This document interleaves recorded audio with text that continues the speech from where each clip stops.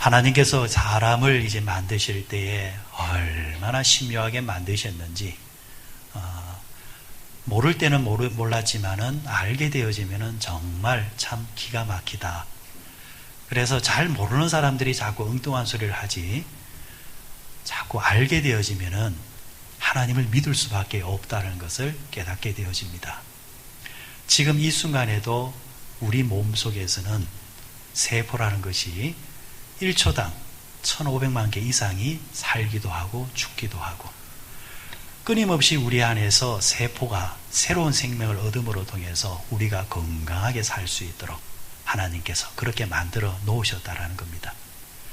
특별히 여러분 축복 드릴 때에, 특별히 오늘 예배 드릴 때에 하나님께서 정말 건강한 세포, 다른 어느 날보다도 오늘은 복된 날이라 하나님께서 축복하신 날이니까 갑절에 싱싱한 세포가 우리 속에서 일어나서 또 한 주일간도 건강하게 사실 수 있는 축복이 여러분에게 임하시기를 축원드립니다.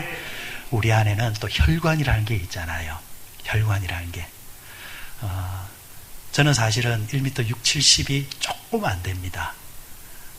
예전에는 그래서 나가면은 신발 신고 이제 재는 키에 대해서 말을 하지요.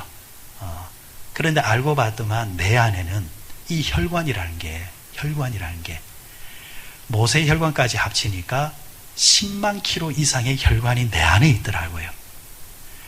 1m 70, 80, 90이 문제가 아니더라는 겁니다. 내 안에는 지구를 2바퀴 반을 도울 수 있는 그 혈관의 길이가 있더라는 겁니다. 여러분 신기하고 놀랍지 않습니까? 세상의 그 어떤 길이보다도 더 큰 길이가 내 안에 있고, 그것이 끊임없이 유기적으로 움직이면서 지금 나를 건강하게 만들어주고 나를 살게 해줬던 이 신비가 오늘도 우리 안에 흐르고 있다는 것입니다. 이 모든 신비가 하나님이 우리에게 주신 축복의 신비인 줄 믿습니다. 자, 그런데 우리는 본능적으로 이 피를 이야기하면은 그렇게 좋아하지는 않는 것 같아요. 피를 보면은 여러분 버뜩 어떤 생각이 듭니까? 불길하다, 무섭다. 그래서 여러분 우리나라의 귀신들은 가만히 보면은 나올 때마다 그냥 안 나오죠. 꼭 나올 때마다 입에다가 피를 묻히고 나옵니다. 그래서 그런지 모르겠지만은 우리 정서에서는 피는 공포와 잔혹함입니다. 그런데 놀랍게도 기독교는 피를 굉장히 많이 이야기를 합니다.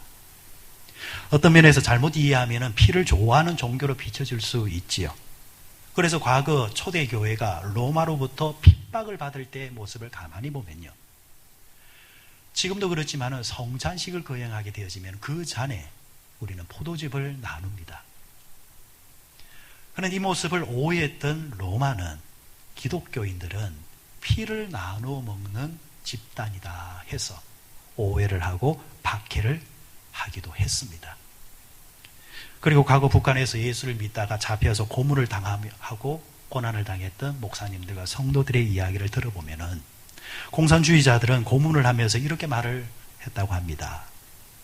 이 새끼들, 너희들 피를 그렇게 좋아한다면서, 그래 어디 피 좀 볼래 하면서 사방에 피가 낭자하도록 두들겨 팼다라는 겁니다. 또 어떤 경우는 너희는 못 박는 것을 그렇게 좋아한다면서, 그래 어디 못 한번 박혀볼래, 이런 식으로 고문을 했다는 것이죠. 모두 다 피의 의미를 모르는 자들의 모습입니다. 피를 모르니까, 피의 의미를 모르니까, 기독교의 피를 모르니까 오해를 하고 더 큰 박해를 가하더라는 겁니다. 우리는 그럼에도 불구하고 신앙생활을 하면서 귀가 아플 정도로 피의 이야기를 나눕니다. 듣습니다. 말을 합니다. 오늘 우리가 불렀던 찬송에도 피가 나왔지 않습니까? 그만큼 피가 중요하기 때문입니다.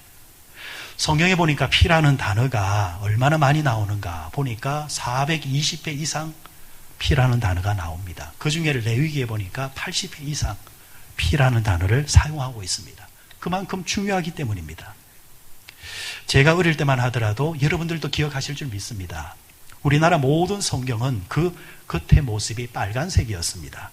지금은 은색, 금색, 하얀색으로 되어 있는 것들이 대부분이지만 예전에는 성경들이 모두 빨간색이었습니다. 여러분 그게 무엇을 상징하는지 아시죠? 모두 피를 상징하는 것입니다. 그를 제가 언젠가 교회에서 성경학교를 할 때 성경책을 선물로 받았습니다. 그런데 성경책이 빨간색이어야 되는데 하얀색입니다. 그래서 집에 돌아와서 일부러 빨간색으로 물감으로 칠했지요. 왜요? 성경책은 빨간색이어야 된다고 생각을 했기 때문입니다. 성경책이 왜 빨간색이어야 될까? 빨간색을 선호한 이유가 뭘까? 그 이유는 그 빨간색이 바로 예수님의 피를 상징하기 때문입니다. 그러니까 성경은 모두 다 예수님의 피에 대한 이야기입니다. 그래서 예수님을 믿는다는 것과 피는 떼놓고는 이야기할 수가 없습니다. 그래서 오늘 저는 여러분과 이 예수님의 피에 대해서 좀 이야기를 하려고 합니다. 하나님께서 우리에게 바로 이 성경을 통해서 여러 가지 공식을 주셨는데 그 대표적인 공식 중에 하나가 피의 공식입니다. 피의 공식의 첫 번째 공식은 피는 곧 생명이다라는 공식입니다. 이것은 하나님이 만드신 공식입니다. 오늘 본문에도 육체의 생명은 피에 있다라고 말씀하셨습니다. 피는 생명이다라는 겁니다. 두 번째 공식은 피 흘림은 곧 죽음이다라는 말씀입니다. 첫 번째 공식이 피가 생명이라고 말했지요. 그런데 그 생명의 피가 흘렀다라는 겁니다. 흐르면은 무엇이 되느냐? 죽음이 된다는 겁니다. 그래서 사람은 보통 자신의 체중의 8% 정도가, 8, 9%가 혈액량으로 자기가 본인들이 지니고 있습니다. 그런데 이 피가 20% 이상이 빠져나가면 사람은 과출혈로 사망하게 됩니다. 피를 흘리는 것은 죽음입니다. 그럼 성경이 말하는 피 흘림은 곧 죽음이다라는 말은 어떤 의미를 가지고 있을까? 여기서 세 번째 공식이 나옵니다. 죄의 삭은 사망이라는 것입니다. 성경은 죽음을 이야기할 때에 로마서 6장 23절로 죄의 삭은 사망이라, 즉 죄 지은 사람은 그 죄의 대가로 반드시 죽어야 된다는 것입니다. 이것은 하나님이 만드신 룰이고 공식입니다. 그런데 그 죽는 방식에 있어서 두 번째 공식이 뭐였습니까? 죽을 때 어떻게 죽어야 된다? 피를 흘리며 죽어야 된다는 것입니다. 죄의 대가로 내가 죽든지 아니면 누군가가 대신 죽어주든지 그 방식은 죄 때문에 죽어야 하는 사람은 반드시 피를 흘리며 죽어야 된다는 것입니다. 왜? 첫 번째 공식, 피는 생명이기 때문에. 좀 어려운 말 같지만은 간단하게 다시 정리해서 말씀드리면은 하나님은 어떤 분이십니까? 거룩하신 하나님입니다. 죄를 싫어하십니다. 그래서 내가 거룩하니 너희도 거룩하라 말씀하셨습니다. 하지만 우리는 죄를 짓습니다. 하나님의 백성임에도 불구하고 하나님의 성도가 되었음에도 불구하고 우리는 죄를 짓습니다. 거룩하신 하나님께서는 죄를 짓는 인간에 대해서, 죄에 대해서 대가를 치르게 하셨는데 죄의 대가가 무엇이냐? 그것은 죽음이라는 것입니다. 문제는 우리는 불편한 진실을 다 알고 있습니다. 불편한 진실이 뭡니까? 우리 모두 다 죄인이라는 겁니다. 로마서 3장 23절에 보니까 모든 사람이 죄를 범하였음에 하나님의 영광에 이르지 못했다 했습니다. 그렇다면 우리는 모두 죄인이기 때문에 모두 죽어야 합니다. 죽어야 할 때 어떻게 죽어야 합니까? 피를 흘리며 죽어야 됩니다. 죄 지은 사람이 자기 죄값을 위해서 죽는 것은 당연한 것이지만 문제는 죽는다는 것은 소망이 없지 않습니까? 절망이지 않습니까? 희망이 없지 않습니까? 더 이상 기댈 것이 없다는 것입니다. 예수님의 피의 권세, 피의 이야기가 여기서 시작합니다. 죄의 삭은 사망이라. 모든 사람이 죄를 범하였음에 죽어야 한다. 그럼 여기서 우리는 이런 상상을 해볼 수 있습니다. 야, 모든 사람이 죄를 범했으니까 모두 죽어야 하는데 그러면 지옥은 만원이겠다.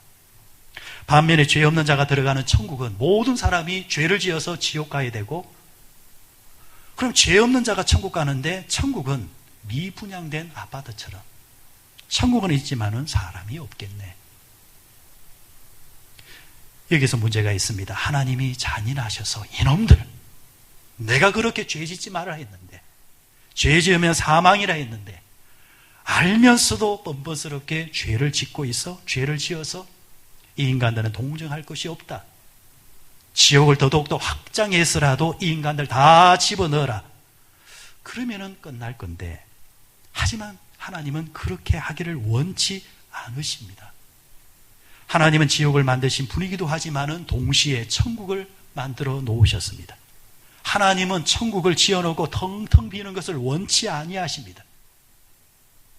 죄를 지어 마땅히 죽어야 되는 존재들이지만 하나님은 살려놓을 방법이 없나 궁리하기 시작하셨습니다. 왜요? 하나님은 사랑이시기 때문입니다. 그래서 하나님은 죄는 사망이요, 피 흘림의 이 공식을 깨지 아니하면서도 대신해서 인간을 대신해서 죽어줄 자가 없느냐, 그 방식이 없느냐를 찾으셨습니다. 그 방식에 있어서 구약과 신약으로 나뉘어집니다. 예수님이 오시기 전에 역사를 우리는 주전이라 합니다. 주전 역사, 그것을 성경으로는 구약이라 하지요.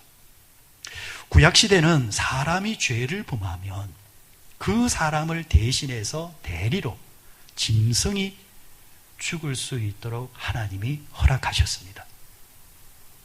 다시 말해서 짐승의 피를 흘리면 하나님께서 그 사람의 죄도 용서해 주시고 죽을 죄에서 살려주시겠다라고 약속하셨습니다. 그렇게 해서라도 하나님은 사람을 구원하기를 원하셨다는 것입니다. 그런데 그 짐승이 아무 짐승이 되는 것이 아니라 하나님이 구별하시고 선택한 짐승이어야 했습니다. 하나님은 부자는 소를 잡아들이는 짐승을 명하셨습니다. 중산층은 양이나 염소를 죽여라 했습니다. 가난한 사람은 비둘기를 잡아서라도 드리라 했습니다. 즉 쉽게 말해서 예외가 없다라는 겁니다. 부자는 부자대로 죄를 범하고 중산층은 중산층대로 죄를 범하고 가난한 자는 가난한 자대로 그 환경에서 죄를 범하며 사는 것은 마찬가지라는 것입니다. 그리고 그 짐승은 흠이 없어야 된다. 나의 죄를 대신해서 피 흘릴 수 있는 짐승은 흠이 없어야 된다. 그래서 하나님 성전에 데려가는 짐승은 며칠을 묶어둡니다. 그리고 쳐다봅니다. 이게 흠이 있나 없나. 그리고 나서 그 흠 없는 짐승을 성전으로 데려갔습니다. 오늘 보면 레위기 17장 11절에 이렇게 말씀하고 있습니다. 육체의 생명은 피에 있음이라 내가 이 피를 너희에게 주어 단에 뿌려 너희의 생명을 위하여 속죄하게 하였나니 생명이 피에 있었으므로 피가 죄를 속하니라. 피가 무엇을 속한다 했습니까? 죄를 속한다 했습니다. 하나님께서는 짐승의 피를 통해서라도 인간의 죄를 대속하기를 원하셨습니다. 자, 그렇다고 한다면 구약시대 때의 성전은 어떤 모습이었을까요? 아마 피바다였을 겁니다. 피가 강을 이루었을 것입니다. 한번 상상해 보십시오. 사람이 하루에 죄를 몇 번 죄를 범합니까? 답이 제대로 나오지 않을 정도로 우리가 죄를 범하지 않을까요? 셀 수가 없잖아요. 행동을 하는 죄, 마음으로 저지른 죄. 예를 들어 구약시대 어느 날 한 남성이 내가 하나님께 용서받지 못할 죄를 범했구나. 어떻게 하면 좋냐. 이렇게 생각하면서 자신의 목장으로 걸어갑니다. 그리고 목장에 가서 짐승들을 봅니다. 누가 어느 놈이 나를 대신해서 죽어줄 것인가. 그 가운데서 깨끗한 놈을 구별해서 그것을 데리고 제사장에게 찾아갑니다. 그리고 제사장과 함께 그 짐승을 잡아다가 제사를 하고 용서를 받고 돌아옵니다. 그런데 문제는 돌아오다가 자기의 원수를 만납니다. 원수를 부여잡고 욕을 합니다. 구타를 합니다. 그런데 그러다가 또 생각이 납니다. 하나님은 네 원수를 사랑하라 했는데 내가 또 하나님께 죄를 범했구나. 그러면 또 어디로 가야 되는 겁니까? 또 목장으로 가야 되는 거예요. 또 목장으로 가서 어느 놈이 다시 나를 위해서 죽어줄 놈인가? 한번 상상을 해보십시오. 도대체 하루에 몇 마리를 잡아야 할까요? 아마 성전은 피의 강을 이루고 제사장도 하루 종일 짐승 잡다가 하루를 다 보내었을 것입니다. 그러다 보니 오늘날 우리가 생각하는 거룩한 성전, 은혜가 넘치는 성전, 찬송이 넘치는 성전, 그런 이미지보다는 하루 종일 짐승이 죽어가면서 소리내는 곡소리가 나고 피 비린내가 나고 기름 타는 냄새, 아마 그 시대 때에 제일 가기 싫은 장소가 성전이었지 않을까. 이것은 무엇을 상징합니까? 인간의 죄가 그만큼 지독하다는 것입니다. 이것이 구약시대입니다. 자, 그런데 짐승의 피는 치명적인 약점이 있습니다. 아무리 흠이 없는 짐승이라 할지라도, 그 짐승을 갖다 바친다 할지라도 어쩔 수 없는 짐승의 피에 약점이 있다. 그 약점이 뭡니까? 짐승의 피는 일회용 반창고와 같다라는 겁니다. 근원적으로 고칠 수 없다라는 겁니다. 그때마다 새롭게 갖다 붙여야 된다는 겁니다. 매번 죄를 지을 때마다 또다시 짐승을 끌고 가야 합니다. 이게 세상에서 할 짓이 아니라는 것이죠. 또 하나의 문제는 뭡니까? 아무리 짐승을 갖다 바쳐도 정작 죄를 짓는 그 사람의 심령에는 변화가 일어나지 않는다라는 겁니다. 죄를 극복할 수 있는 근원적인 힘이 그 속에서 나오지 않는다라는 겁니다. 이것이 짐승의 피의 한계입니다. 생각해 보십시오. 처음에는 짐승을 갖다 바칠 때 이런 생각이 들 거예요. 짐승아, 양아, 소야, 사실은 내가 죽어야 되는데 네가 나를 대신해서 죽어줘야 하는구나, 미안하다, 이런 천한 마음이 들 거예요. 그런데 이것이 한 번, 두 번 반복하다 보면요, 사람은 뻔뻔스러워집니다. 더 이상 짐승에 대해서 별로 동정이 가지 않습니다. 그냥 율법적으로 그 짐승이 죽어줌으로 통해서 내 죄가 해결이 되어졌다, 오늘 한번 예배 드림으로 통해서 하나님께서 내 죄를 용서하셨다라는 그런 식으로 마음이 굳어진다는 겁니다. 나아가서는 짐승이 죽어나갈 때에 자기의 재산이 사라지는 것에 대한 아쉬움만 느껴지게 되어지고, 근원적으로 죄의 문제는 해결 없다라는 이야기입니다. 그래서 하나님은 좀 더 나은 방법을 찾으셨습니다. 반복되어지는 고칠 수 없는 짐승의 피가 아니라 한 번의 피 흘림을 통해서 매번 죄를 지을 때마다 이제 더 이상 피를 흘리지 않아도, 한 번의 피를 통해서 수천 년, 수백 년 죄를 지어도 그 피에 의해서 용서받을 수 있는 그 피가 없을까? 처음에는 10번 죄를 짓다가도 다음번에는 5번 죄를 짓게 되어지고, 다음에는 한 번의 죄를 짓게 되어지고, 나아가서는 그 피의 권세에 의해서 더 이상 죄를 짓지 않고도 살 수 있는 그 권세의 피가 없을까? 하나님은 이런 피를 찾으셨습니다. 이런 피에는 두 가지 조건을 하나님은 두셨습니다. 첫 번째는 사람의 피여야 된다. 이제 더 이상 짐승의 피로는 안 된다는 겁니다. 두 번째는 사람의 피라 할지라도 죄가 없는 피여야 한다. 이 두 가지 조건을 만족시킬 수 있는 피를 하나님은 찾으셨습니다. 그런데 문제는 이 세상 어디에도 죄가 없는 피가 없더라는 겁니다. 여기서 여러분, 우리는 또 하나의 상식을 확인할 수 있습니다. 피도 다 같은 피가 아닙니다. 우리가 지금 이렇게 앉아 있지만은 저의 피가 다르고 여러분의 피가 다르고 다 피가 다릅니다. 어느 교회에서 광고판에 교회 안에 어떤 성도가 O형의 피가 모자라서 수술을 못하고 있다는 겁니다. 그래서 교인 중에 O형의 사람은 빨리 병원 가서 헌혈을 좀 해주십시오. 그래서 제일 먼저 연로하신 집사님 한 분이 병원으로 달려갔다고 합니다. 이제 살면 내가 얼마나 살겠나, 좋은 선한 일을 하고 하나님 앞에 가야지. 똑같은 상황이 되면은 아이고, 젊은이는 하는 것이지 나 같은 나이 든 사람에게 피 한 방울이 얼마나 귀한데 라고 그렇게 생각하는 분이 있는가 하면은, 그래 내가 살면 얼마나 살겠나, 하나님 앞에 선한 일 하다가 가야지 라고 하는 분도 계시겠죠. 이분은 그런 마음으로 병원으로 쫓아간 겁니다. 그런데 얼마 뒤에 이분이 수신 가득한 얼굴로 다시 교회로 돌아옵니다. 병원에서 퇴짜를 맞았다는 겁니다. 왜 퇴짜를 맞았나 물어보니까 병원에서는 나이 든 사람의 피가 필요 없다라는 겁니다. 지금 이 사람은 싱싱한 피를 받아야 되는데 헌혈을 하려고 하는 분은 나이가 넘어들어서 그 피는 안 된다라는 겁니다. 교회 대학생들의 피는 받아주더라는 겁니다. 피도 다 같은 피가 아닙니다. 젊고 싱싱한 피가 있습니다. 병든 피가 있습니다. 그러니까 피도 팔린다라는 겁니다. 여러분 방송을 보십시오. 피를 잘못 받았다가 오히려 병이 악화되는 사람이 있습니다. 죽어나가는 사람이 있습니다. 피를 잘못 맞아서 에이즈 병에 걸리는 사람이 있습니다. 피가 다 같은 피가 아니라는 겁니다.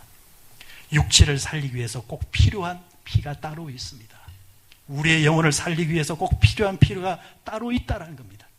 하나님은 바로 이 피를 찾아 나셨는데 바로 그 피가 예수님의 피입니다. 그래서 인간의 몸으로 이 땅에 오신 예수님은 십자가 위에서 우리를 위해서 죽으시면서 우리를 위해서 그 피를 흘려주신 것입니다. 예수님은 피를 흘려주시기 전 이런 약속을 하셨습니다. 그것이 오늘 신약에 읽었던 마태복음 26장 28절입니다. 이것은 죄사함을 얻게 하려고 많은 사람을 위하여 흘리는 바 나의 피 곧 언약의 피니라. 여기서 우리가 주목할 것은 나의 피, 언약의 피라 했습니다. 예수님은 당신의 피를 왜 언약의 피라 했을까? 왜 약속의 피라 했을까? 하나님은 예수님과 약속을 하셨습니다. 내 아들 예수야, 네가 인간을 위해서 십자가를 위해 지고 죽어준다면 네가 흘리는 피를 두고 내가 약속을 하마. 네 피를 믿고 네 피를 고백하고 네 피를 가지고 있는 자는 내가 무조건 용서해 주겠다. 그 죄가 주홍 같을지라도 흰눈같이 해줄 것이며 진홍같이 붉을지라도 네 피에 의해서 양털같이 희게 해주리라. 이 약속을 해주셨다라는 겁니다. 하나님과 예수님과 이 약속에 의해서 우리는 예수의 피의 권세를 누리는 자가 되었다라는 겁니다. 예수를 마음으로 믿고 입으로 시인하면 사람은 죄와 상관없이 우리는 구원받을 수 있게 되어집니다. 예수님의 십자가 위에 우편의 강도가 뭐라고 했습니까? 주여, 당신의 나라가 이를 때 나를 기억해 주옵소서. 예수님의 피의 권세를 믿고 그 마지막 순간에 고백했을 때에 예수님은 네가 오늘 나와 함께 낙원에 있으리라. 여러분, 알량한 지식을 가진 사람들이 우리의 행위와 우리의 삶을 가지고 구원을 논하지만 그러나 하나님 앞에서는 그조차도 의미가 없다라는 겁니다. 인간이 이 땅에 살면 얼마나 더 착하게 살 수 있느냐? 인간이 이 땅에 살면 얼마나 더 거룩하게 살 수 있느냐? 인간으로서는 가진 자나 없는 자나 건강한 자나 약한 자나 눌린 자나 자유자나 할 것 없이 죄성을 가지고 있으며 죄를 지을 수밖에 없고, 그래서 사람의 기준으로는 결코 구원받을 수 있는 자가 없다는 겁니다. 하지만 아무리 못난 자라 할지라도, 아무리 부족한 자라 할지라도 그가 예수의 피권세를 믿고 그 예수의 피를 고백하는 자라고 한다면 예수님은 그 사람의 못난 것을 보는 것이 아니라, 하나님은 그 사람의 죄를 보는 것이 아니라 그 사람 속에 흐르고 있는 예수의 피의 권세를 보고 그 약속을 부여잡고 용서해 주시고 구원하여 주신다라는 것입니다. 이것이 복음입니다. 사랑하는 여러분, 이것을 여러분들 믿으십니까? 믿으시면 아멘. 우리가 이 복음을 받게 되어지면 이제 우리에게 어떤 일이 벌어지게 되어지느냐? 예수님의 피에 대해서 우리가 아멘 하는 순간 우리의 삶에 어떤 일이 벌어지느냐? 여러 일들이 있겠지만은 저는 한 가지로 이야기하면은 죽음이 더 이상 두렵지 않다라는 겁니다. 여러분, 죽는 것이 겁이 나세요? 안 나세요? 자, 옆 사람 보면서 죽는 게 겁납니까? 안 납니까? 시작. 자, 참 또 불편하지요. 죽는 것이 겁이 나지 않는 사람이 어디 있겠습니까? 그러나 여러분, 성경은 그럼에도 불구하고 예수의 피권세가 흐르면 죽는 것도 겁나지 않는다라는 겁니다. 고린도전서 15장 55절에 보면 이렇게 말을 합니다. 사망아 너의 이기는 것이 어디 있느냐? 사망아 너의 쏘는 것이 어디 있느냐? 사망이 쏘는 것은 죄요. 여러분 아까 뭐라고 했습니까? 사람은 죄에 의해서 죽는다 했지요. 사망은 죄의 문제를 해결하지 않는 자에게 공격하는 겁니다. 죄의 문제가 해결되지 않은 자에게 쏘는 겁니다. 그래서 죄의 문제가 해결되지 않은 사람은 사망이 쏘는 것에 속절없이 당하면서 두렵고 불안하면서 사는 겁니다. 그런데 반대로 죄의 문제가 해결된 사람은 이긴 자입니다. 사망도 더 이상 그 사람을 위협할 수 없다라는 겁니다. 오랫동안 호스피스 생활을 해왔던 이화여대 이화수 교수라는 분이 있습니다. 이분이 아름다운 죽음을 위한 안내서라는 책을 쓴 적이 있는데 이 책에 보면은 죽음을 앞둔 사람, 즉 다시 말해서 죄의 문제를 해결하고 예수님의 피해 권세를 가진 자와 죄의 문제가 해결되지 아니하고 지옥을 준비하고 있는 자의 죽음을 보면서 죽음도 다 같은 죽음이 아니구나라는 것을 이야기하는 것을 보게 되어집니다. 한 예로 골수암으로 죽음을 앞두고 있는 한 젊은이가 있었습니다. 청소년입니다. 17세 정도밖에 되지 아니하는 이군입니다. 골수암으로 다리를 절단하고 이제는 폐와 이제 뇌까지 모두 이제 암이 전이가 되는 모양입니다. 그러니까 이제 숨쉬기도 힘들고 하루하루가 이제 고역이지요. 그런데 그런 가운데서도 엄마가 보니까 이 아이가 자꾸 실죽실죽 웃는 겁니다. 실죽실죽 웃으면서 자꾸 뭐가 보인다는 겁니다. 엄마가 물었습니다. 얘야, 나는 지금 아무것도 보이지 않는데 너는 뭐가 보이냐? 그러자 이 아이가 하는 말이, 엄마, 정말 엄마는 아무것도 안 보여요? 나는 지금 베드로가 보이고 예수님이 보이는데 엄마 큰일 났네요. 엄마, 우리 엄마 지옥 가겠네. 그러니까 죽어가는 아들을 위로하기 위해서 엄마가 말합니다. 얘야, 그래, 나도 보인다. 그러자 이 아이가 하는 말이, 엄마, 내가 먼저 가서 기다리고 있을 테니까 조금 더 있다가 오세요. 이렇게 웃으며 숨을 거두더라는 겁니다. 여러분, 사람이 죽음이 임박하면요, 나타나는 독특한 현상이 있습니다. 이 세상과 저 세상이 동시에 보인다라는 거예요. 우리가 이 땅에 사는 동안 육의 존재이기 때문에 이 육의 존재, 그러니까 육의 눈으로 세상을 보는 거지요. 지금 우리는 육의 눈으로 지금 보고 있는 겁니다. 그런데 여러분, 우리가 죽어서 가는 저 세상은 뭐예요? 육의 눈으로 보는 것이 아니라 영의 눈으로 보는 겁니다. 그래서 우리가 이 땅에 사는 동안 하나님이 영의 눈을 열어주실 때에 보이지 않는 하나님이 보이게 되어지고 믿어지지 않은 예수님이 믿어지게 되어지고 믿음의 삶을 살 수 있게 되는 겁니다.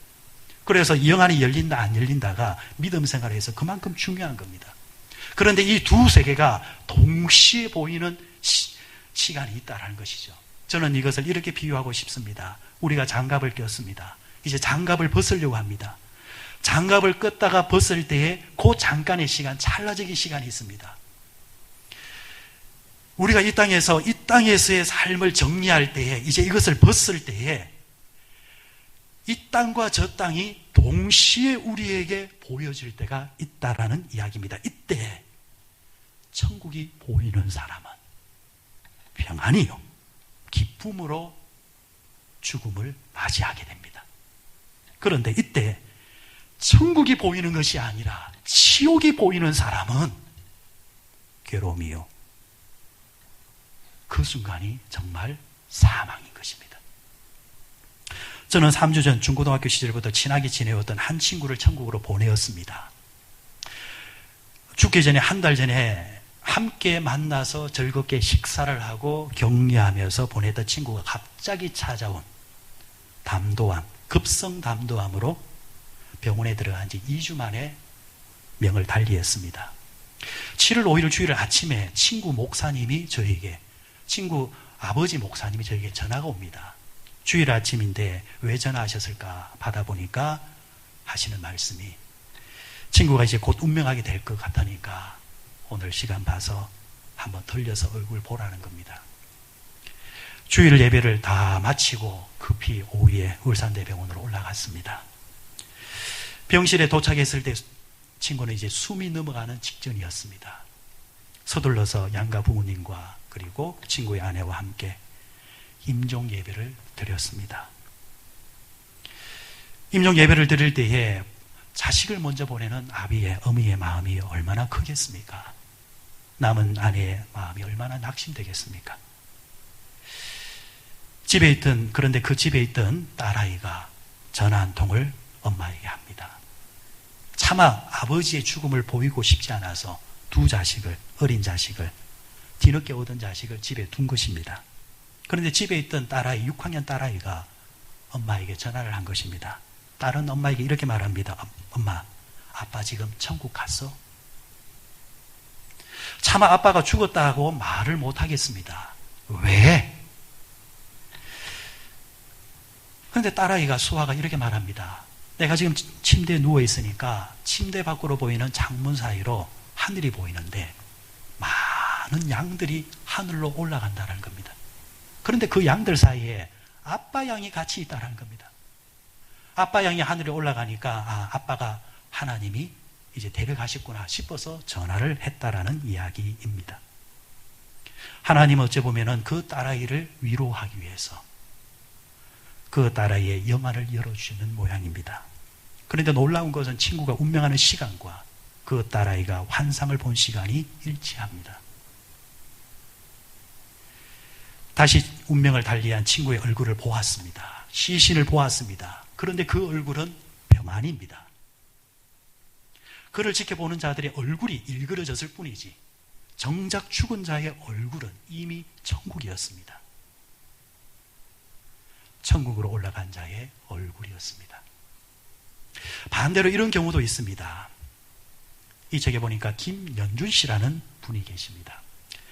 공장 세계를 경영하는 큰 사업가였습니다. 그런데 그가 간암 말기 선고를 받았습니다. 온몸이 굳어져 갑니다. 말을 하지 못할 정도입니다. 그런데 그가 침대에 누워있는 동안 두 다리를 세워놓고는 소리가 들릴 정도로 이를 부딪히는 소리를 내면서 겁을 냅니다. 공포에 떠는 모습입니다. 호스피스가 묻습니다. 아니 무엇이 그렇게 두렵습니까? 그러자 그가 이렇게 말합니다. 검은 옷을 입은 자가 지금 나를 보고 있다라는 겁니다. 그 검은 옷을 입은 자가 자꾸 자기를 보며 손짓하면서 가자라고 한다라는 겁니다. 자기는 가기 싫다라는 겁니다. 무섭다라는 겁니다. 호스피스가 보는 그 얼굴은 지옥이었습니다. 호스피스는 지옥에 가지 않는 방법을 당신에게 가르쳐 줄 테니까 당신 내 말대로 할 것이냐 묻습니다. 사는 동안은 공장 세계를 경영하는 잘난 사람이었고 똑똑한 사람이었고 그 누구의 말도 듣지 아니하는 그런 자존심 센 사람이 검은 옷을 본 그 순간부터는 그 모든 것이 필요 없다 하면서 호스피스의 말을 따라합니다. 영접 기도를 합니다. 그런데 영접 기도를 하는 순간 떨고 있는 그 몸이 정상으로 차분하게 됩니다. 그리고 그가 하는 말이 빛이 보인다라는 겁니다. 그리고 감사하다는 말을 남기면서 숨을 거두었습니다. 이처럼 죽으면은 두 가지 죽음이 있습니다. 둘 다 영생하는 것은 동일합니다. 다만 천국에서 영생하는 죽음이 있고요. 지옥에서 영생하는 것으로 나뉘어지는 겁니다. 예수님의 피는 어떤 권세가 있습니까? 지옥에서 천국으로 옮겨놓는 권세가 있습니다. 절망에서 소망으로 옮겨놓는다라는 겁니다. 그래서 예수의 피의 권세가 또 그 피의 권세를 여러분들이 믿고 고백한다고 한다면 우리에게 당면하게 되어지는, 찾아오게 되어지는, 그때가 언제인지 모르겠지만은 누구나 다 맞이하는 그 순간조차도 그 죽음이 우리를 해롭게 하거나 우리를 급박할 수 없다라는 이야기입니다. 마지막으로 예수의 피는 이 땅에 사는 동안 우리를 거룩하게 살 수 있도록 힘을 준다. 마지막 순간은 또 사망하게 되어질 때는 이 사망이 우리를 더 이상 위협하지 못하게 하겠지만은, 그러나 그때가 언제인지 모르겠지만은 우리가 살아가는 동안 그럼 또 예수의 피는 우리에게 어떤 유익이 있느냐? 우리를 거룩하게 살 수 있도록 해주는 힘이 있다는 겁니다. 옛날에 두 형제가 살았습니다. 형은 참 착한 아들이었습니다. 바른 아들이었습니다. 그런데 둘째 아들이 난폭했습니다. 깡패였습니다. 조폭이었습니다. 형의 동생을 다 이릅니다. 얘야, 그렇게 살아서는 안 되느니라. 아버지를 봐서라도 어머니를 봐서라도 그렇게 살면 안 돼. 착하게 살아야 돼. 폭력을 그렇게 쓰면 안 돼. 불량배가 되면 안 돼. 그러나 동생은 형의 말을 듣지를 않습니다. 동생은 점점 더 악해집니다. 어느 날 밤 형의 집에 후다닥 동생이 눈이 뒤집어진 상태에서 뛰어들어옵니다. 옷을 보니까 피가 낭자되어져 있습니다. 하는 말이, 형님, 나 좀 도와주시오. 내가 사람을 죽였는데, 그런데 경찰관이 나 잡으러 지금 오고 있어. 나 좀 숨겨주시오. 형이 곰곰이 생각을 합니다. 어떻게 하면 좋을까? 잠깐 생각하더니 형은 동생이 이렇게 말합니다. 동생아, 옷 바꿔 입자. 동생은 형에게 피 묻은 자신의 옷을 넘겨줍니다. 형은 동생의 피 묻은 옷을 입습니다. 그리고 자기의 하얀 옷을, 깨끗한 옷을 동생에게 입히고 숨겨둡니다. 바로 경찰관이 들이닥칩니다. 피 묻은 옷을 입고 있으니까 경찰관은 물으나 마나 네가 사람을 죽였지 하면서 끌고 갑니다. 재판이 회부되었습니다. 사형 은도를 받습니다. 사형이 집행되는 날, 간수가 마지막으로 소원이 없느냐 묻습니다. 그때에 형은 조그마한 종이 쪽지 하나를 내 동생에게 좀 전해주시오 하고 전해주고는 형장의 이슬로 사라집니다. 집에 있던 동생이 그 쪽지를 받았습니다. 쪽지에는 이렇게 기록하고 있습니다. 사랑하는 동생아, 나는 너를 위해서 이렇게 죽는 것이 얼마나 기쁜지 모른단다. 나는 네가 사람을 죽이느라 피 묻은 옷을 입고 죽지만 너는 부디 앞으로 내가 너에게 준 흰 옷을 입고 제발 착하게 살아다오. 그렇다고 한다면 너를 대신해서 죽는 형이 절대로 섭섭하지 않겠다. 이 편지를 읽고 동생은 어떻게 살았을까요? 아무리 흉악범이라 할지라도, 아무리 불량배라 할지라도 자신을 대신해서 형이 죽었으니 형의 옷을 입고 사는 동안 과연 그가 과거처럼 못되게 살 수 있을까요? 옛날에 함께 깡패짓을 했던 자들이 찾아와서 우리 함께 도둑질하자, 못된 짓 하자 할 때 그는 이렇게 말하겠죠. 나는 이미 옷을 갈아입었어. 형의 옷을 입고 나는 절대 그럴 수 없어. 이 이야기는 예수님이 우리에게 어떤 옷을 입혀주시냐는 것을 이야기하는 이야기입니다. 사랑하는 여러분, 오늘 우리는 이 예배로 통해서 다시 한 번 더 확인해야 됩니다. 여러분이 예수님의 피에 대해서 믿고 고백하는 분이라고 한다면 죽음도 사망도 우리를 위협할 수가 없습니다. 나아가서 그 사망 권세를 넘어서게끔 하기 위해서 예수님은 우리를 위해서 피를 흘려 주셨습니다. 그리고 그 피 묻은 옷을 우리에게 입혀주시면서 예수의 피를 항상 보며 살아라. 내가 너를 위해서 피를 흘렸노라. 그러면서 우리에게 의의 옷을 입혀주셨습니다. 우리의 신분은 죄인이지만은, 우리는 본래 죄인이지만은, 죽을 수밖에 없는 자들이지만은 예수님이 입혀주신 그 옷으로 인해서 우리는 의인이 된 것입니다.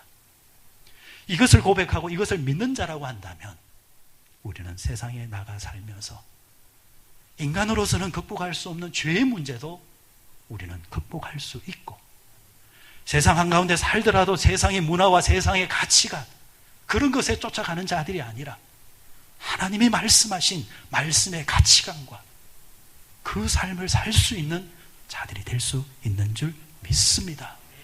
이것이 피의 권세 속에 담겨져 있습니다. 우리는 또 한 주일을 살 것입니다.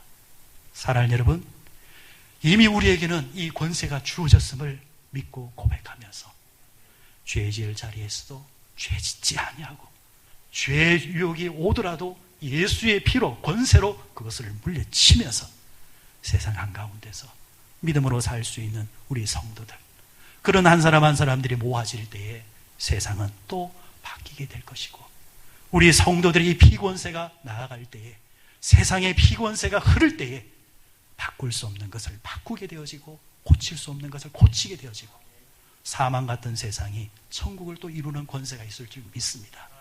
예수의 피권세가 우리 모든 성도들과 여러분의 가정과 일터 위에, 세상 위에 흐르기를 주의 이름으로 축원드립니다.